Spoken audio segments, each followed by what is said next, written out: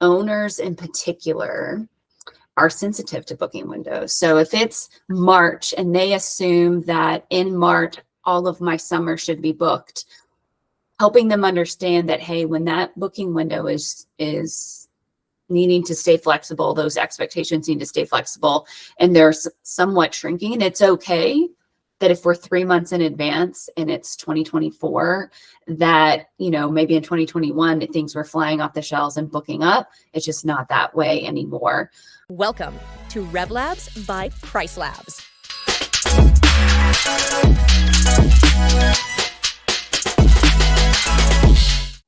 Welcome to this new episode of the PriceLabs podcast. This RevLabs series is also about helping you get to know better the PriceLabs team. And today I'm with Amber Prickett. Amber is going to share more about her life, what it's like to be a solution consultant at PriceLabs, as well as tricks and tips for people managing a large portfolio of listings. There's a lot to go through today, lots of things to learn. Without further ado, Amber, welcome. How are you? I am good. Thanks for having me. Well, it's a pleasure. And as I said, so the goal for us is to get to know you a bit better. So prior to joining PriceLabs, what did you do? What's your background? Yeah, I actually started in the PR and marketing industry right after college.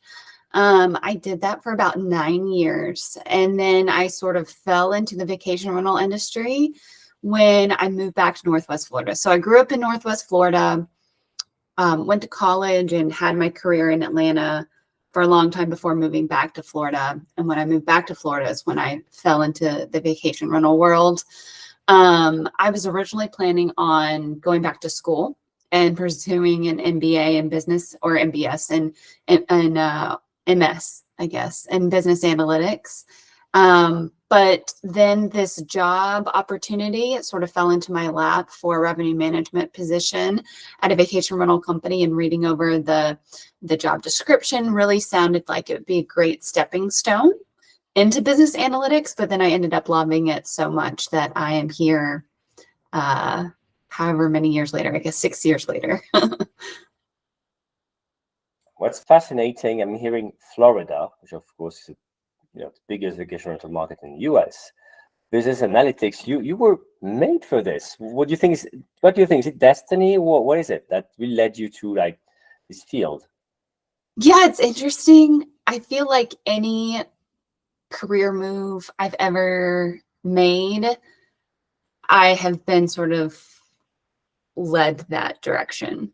Meaning like a quote unquote divine intervention just moved me on to the next step in slightly different direction. And then, I think it's been an excellent fit. I certainly enjoy it. Certainly where I live, I'm in Panama City now, but it is one of the biggest industries you can be in here. Any aspect of the guest interaction, there's so many different aspects, different businesses, small businesses that really thrive off of the tourism here. And so, it's been a really great fit, and I enjoyed it. It's very interesting because it means basically even you step out of your home, you can you are in this industry, right? You can see them, you actually walk through this. It's really important as well, I think, but to get to know people. So I'm hearing, okay, you have this job opportunity as a revenue manager, right? So what kind of company was this? How big was it, and what did you do exactly as a revenue manager? Yeah, so initially started out with a large and very popular property management company, particularly in the 30A area.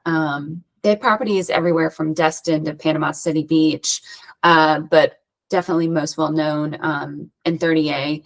And for that revenue management experience at the time, that company did everything manually. So we were manually setting rates, manually adjusting rates, very heavily relied on key data to make those adjustments. Key data was in the beta stages because the owner of the company is also this now CEO of Key Data. So Key Data was a very big part of how we manage things. And then After I was there for about 2 years, I went to another very large property management company. And 360 had about 600 properties at the time. And then RealJoy, they went from 450 to 900 in the 2 years that I was with them. And in that experience, I learned more about the strategy of rate automation. And this is how I was introduced to dynamic pricing.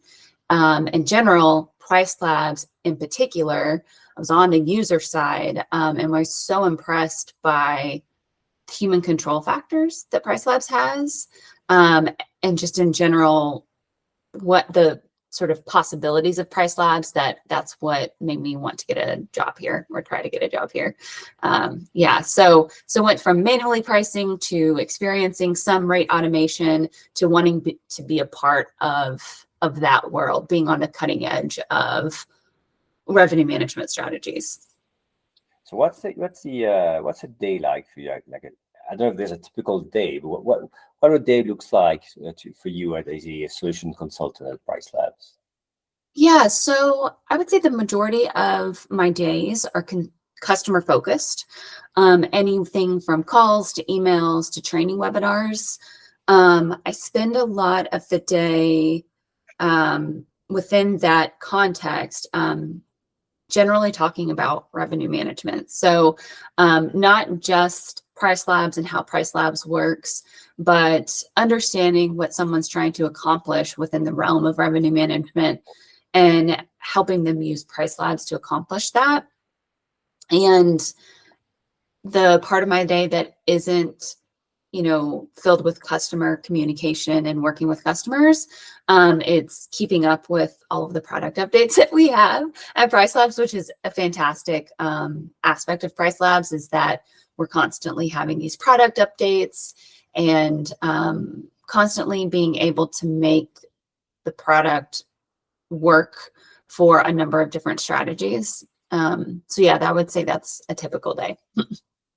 And thinking back again, you talked a bit about what you've how you went from a position to another, and what did you grow? Was there a person or a specific experience that really made you grow in your role? Yeah, I think I'm so appreciative of where I started my journey in revenue management. Being at a company that focused on making database decisions rather than gut and emotionally based decisions, or just setting and forgetting rates. Starting out at a company with that sort of mindset towards revenue management completely shaped my understanding of revenue management, my understanding of key performance indicators and metrics. And yeah, I mean, really gave me such a solid foundation, honestly, a solid foundation that I still tap into on a daily basis when I'm having conversations with customers. Really, again, focusing on those metrics and those key performance indicators and, understanding the difference between average daily rate and occupancy and RevPAR and why RevPAR was one of the more difficult, I thought, concepts to kind of understand. And it's one of my favorite metrics to explain and encourage people to use when setting their goals.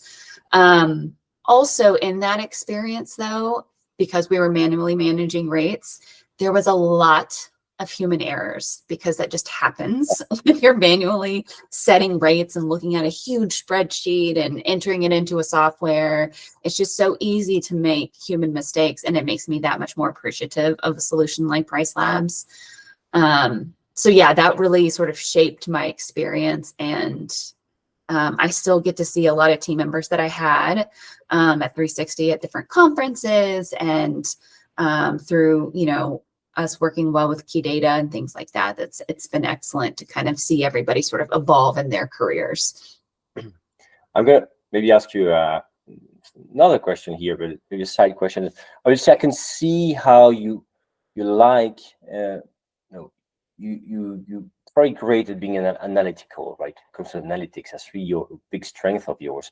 What do you think that could be other strength for a revenue manager that he would need to be successful? Okay, a few other skills here that come to your mind. Yeah.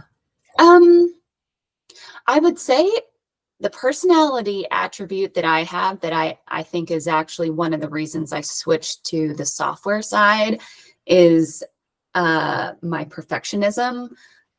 I think that it is good to not be a perfectionist when you're a revenue manager, knowing that it can't always be perfect. That's just sort of the nature of the beast.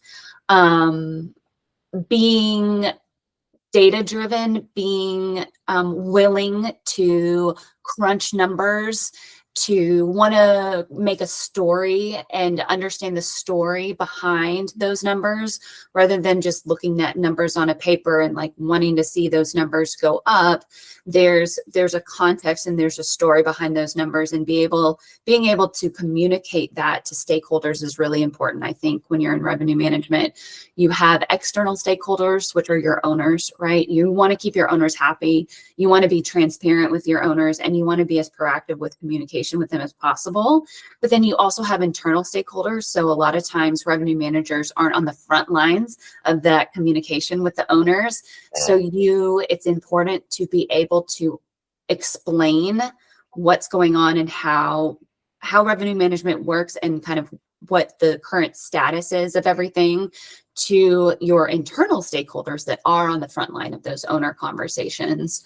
I think it's super important to understand that data, be able to communicate around that data, and then just being comfortable with challenges, whether that's those owners that are directly challenging you and questioning what you're doing and the decisions that you're making, or it's internal stakeholders that are challenging you because they're getting that pressure from owners, in addition to just goals and wanting to meet these goals. And particularly with the way the market's been the past few years, certainly the past 3 years, I would imagine that role is even more difficult now than it was pre-COVID.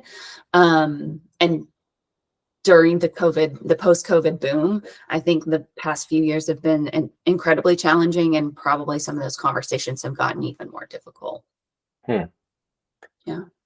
Building on your experience, I think you mentioned 360, you mentioned RealJoy and PriceLabs. So when you think about people maybe like listening to this now, watching this, who do manage a large portfolio of properties, of listings, what have you seen that I don't know, a couple of tactics or strategies that work when you have to handle such a large portfolio? I know it's as you talk about diversity, it's probably hard to give something that's super generic, but maybe one or two things that work in some circumstances that you want to mention. Yeah, I would hope that large companies already have goals that are set. I think that I work with quite a few customers that maybe only have one goal, maybe only have a revenue goal.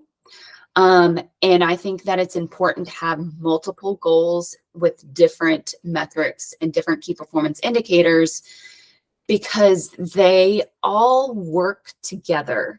And if you miss the mark on revenue, maybe you're not missing the mark on your occupancy. And perhaps, in kind of deciding, hey, as a company, who we are we a company that wants to fill occupancy, right, and have the highest occupancy possible? Or are we a company that wants to willing to sacrifice a little bit on occupancy to have a higher ADR, higher average daily rate than the majority of the market? I think it's really crucial to kind of figure out who you are, set those goals for multiple different KPIs. Be open-minded and know that like I said, if you miss one mark, maybe you'll get another one. Understanding that we're really very much in an unpredictable market. I think a lot of markets are unpredictable. I think before COVID, we could add 5% to our far out rates and be okay and just continually say, hey, we're going to strive for a 5% increase on ADR every year.